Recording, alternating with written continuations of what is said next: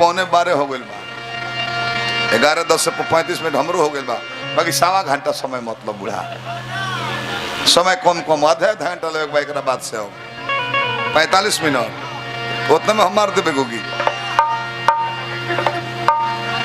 और शुभ नाम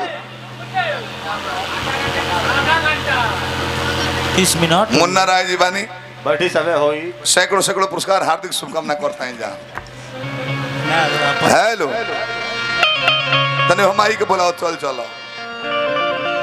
गायत्री बाबा के धुन में कहा कैसे हुरका पर बड़ी मेहनत कैले है रामदर्शन भाई रामदर्शन सिंह रामदर्शन सिंह जी बहुत मेहनत करी है हुरका पर, पसेना से तर बदर हो गए हैं एकदम।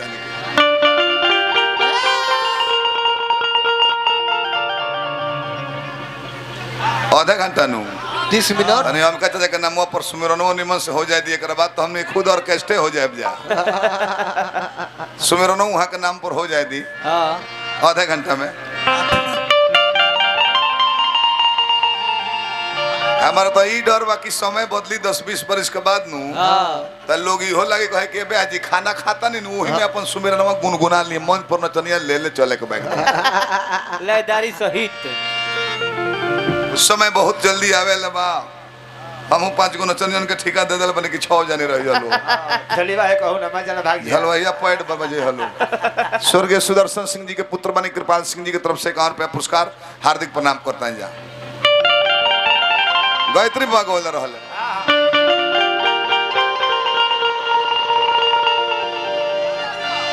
कि मेल नहीं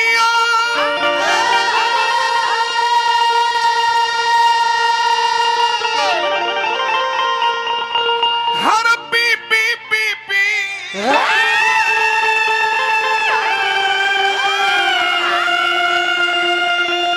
अरे सिटी बजावे ले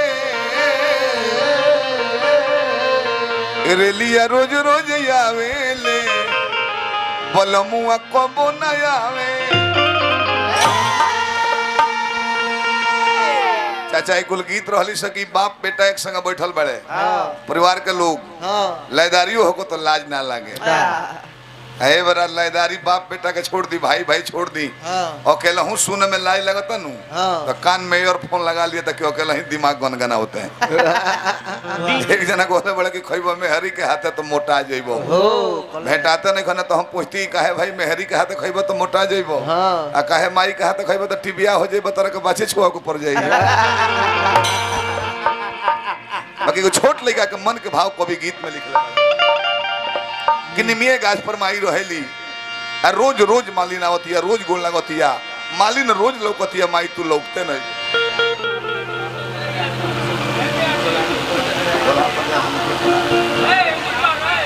बाबू साहब महतो जी बानी हमरा मुखिया बानी झोला पंचायत के पुरस्कार दिल बनी 200 रुपए के हार्दिक प्रणाम करता है जा। हैरान वाला होई रात भर होई तने सुमेरनमा हो जाए दिन नारायण के हो जाए ओकर बाद नर के चलत रही 200 रुपया फिर पुरस्कार देनी ये तो हमारा गोमछी राजद परिवार वाला हो आरजेडी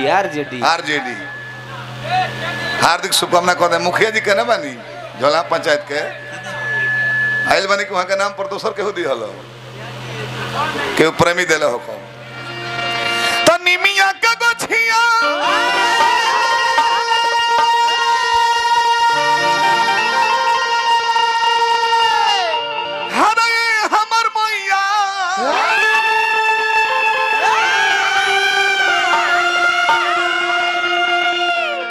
झुलुआ झुलावे मलिनिया रोज रोज आवे ले ए मैया तू कबो न आवे तनी मिया के गोछिया ए हमर मैया निमिया के गोछिया ए हमर मैया रोज झुलुआ झुलावे मलिनिया रोज रोज आवे ले मैया तू कबो न आवे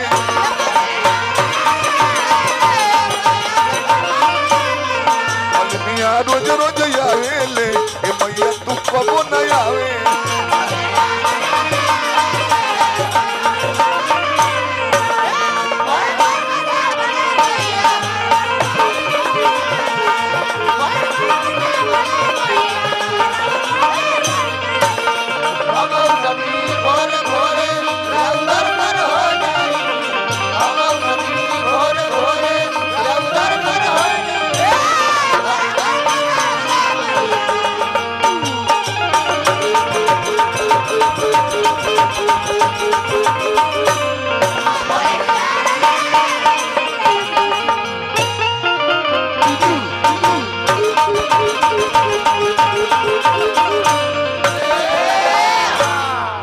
पुरस्कार आयल हार्दिक प्रणाम करते हैं जब भोला दानी पद प्रतिष्ठा बनाई चकिया से भी पुरस्कार आयल शुभकामना बा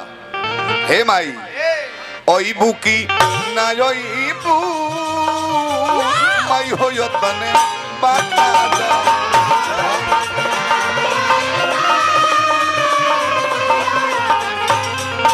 ओई बुकी ना ओई बू माई हो यो तने बाटा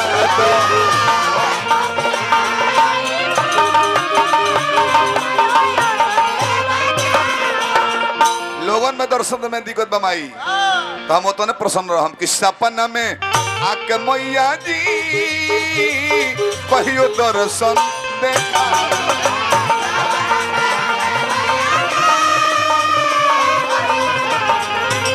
हेलो सपना में आके मैया जी कहियो दर्शन देखा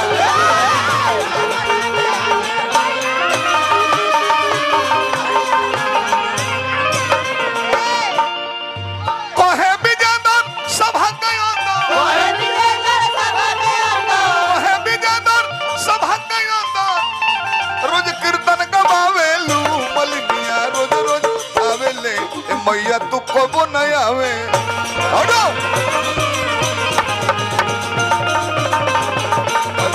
रोज रोज आवे ले मैया तू कब